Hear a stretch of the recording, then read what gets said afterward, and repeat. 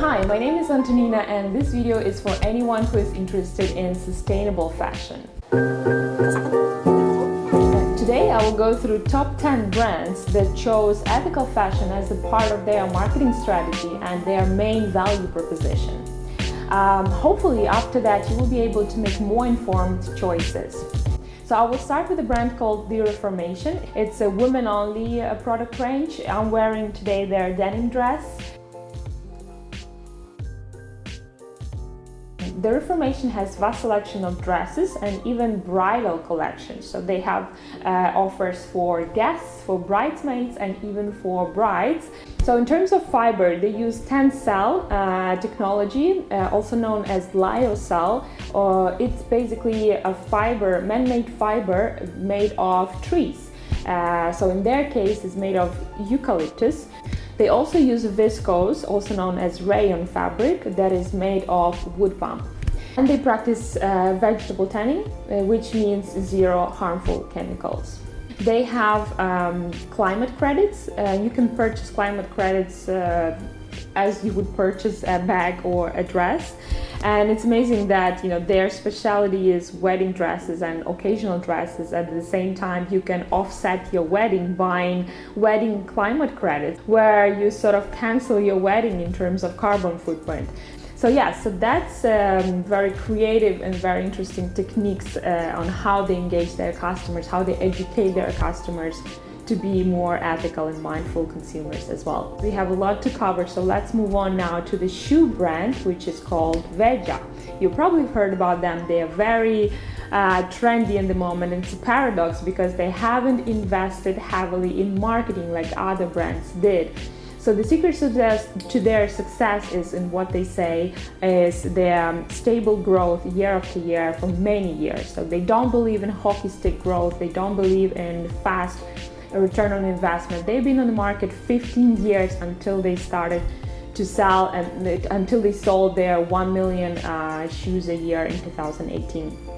So listen to their podcast. It's a French founders who went to Brazil and literally wanted to build the supply chain on their own. So they wanted to work directly with the farmers, cutting the middleman, cutting any sort of distributors. So let's say if they want to make sneakers in 2020, their cotton was already prepaid for this farmer a year ago. So this is what they call fair trade, and this is what they believe in.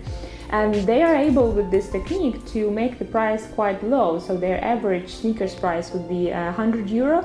And now they have also vegan shoes. So every fourth shoes that they make is vegan, and they are moving towards that, would be around €85. So very affordable and zero marketing. How crazy is that? So now we move on to lingerie brand that is called Organic Basics. It's a Danish brand, and it's both for men and women. Their main product range would be basics lingerie, that's why they call it Organic Basics, and at the same time active wear. So why Organic Basics? They claim that they don't have sustainability as just a nice to have part, but they actually believe in sustainability as a core of their business, especially when we talk about fibers. So they are very serious about the organic fibers and how they are produced.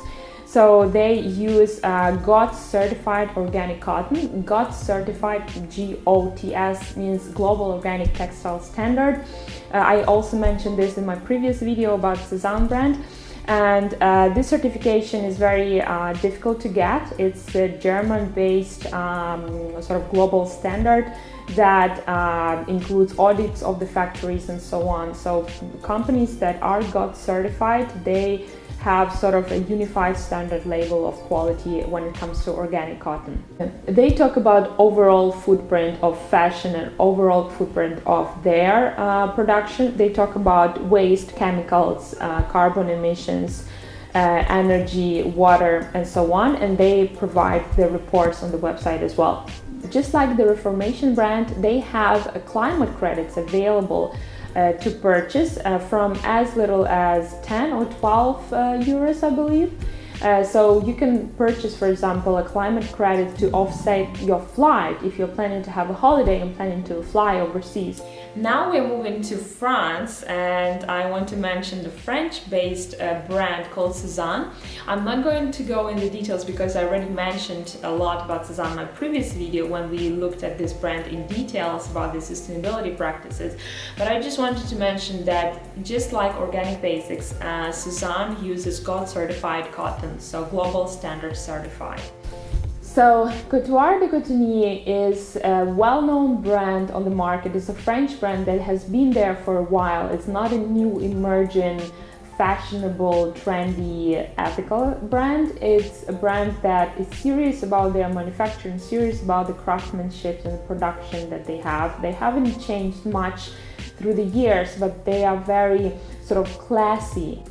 Also, I wanted to mention them because they are using Ecotex label. I'm going to put this label here so you can recognize it. So Ecotex means the health standard, meaning that this type of clothes is not harmful. So the chemicals that they use or whatever they use, the tanning, the coloring, so it's not harmful for whoever is wearing that, but it's not an eco label, so it doesn't say anything about the environment. When we spoke about heritage on the Couture de Cotonnier, that it's a traditional French brand, I wanted to mention the traditional British brand, or traditional Scottish even, say, if you look at the origin. It's the Hunter. In the 19th century, this brand produced boots for workers, but then when the First World War started, they started to supply much more boots in order to protect their soldiers. After First World War, the shoes were used as safety boots for workers who worked in harsh conditions, such as firemen, policemen, agriculturists, and so on.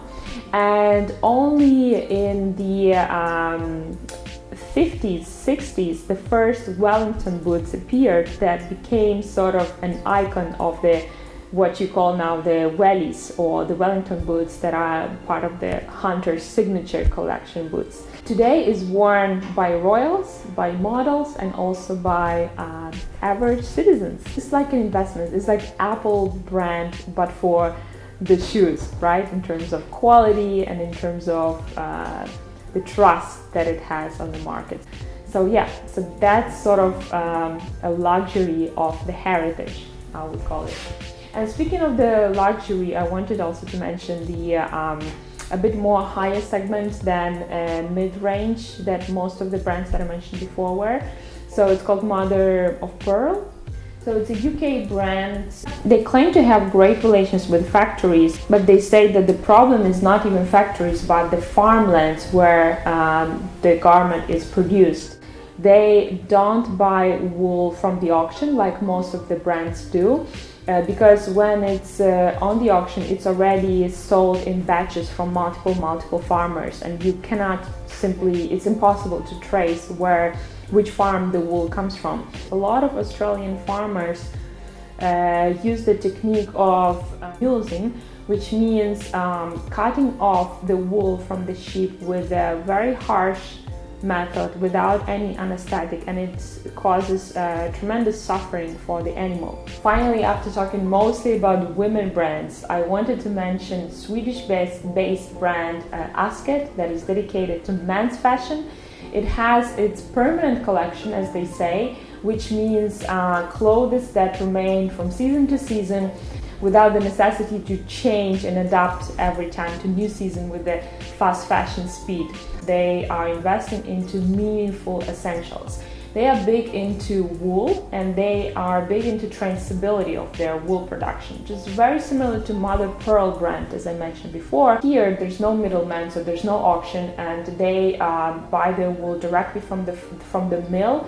And at the same time, they disclose where each step of the production is made. After the wool is shared in Australia, the raw wool is cleaned in Czech Republic, and then it's spun into yarn in Poland, knitted into panels in Italy, and then finally linked into finished products in Tunisia. The brand believes that when you better understand the complexity that it takes to create the material, you have more respect and you believe in the value that it has. It kind of by default slows down the pace of the consumption that you would naturally tend to have.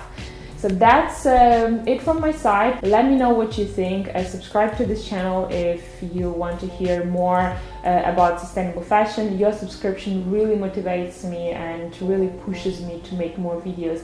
Thank you so much for watching, and stay mindful for what you do and what you buy.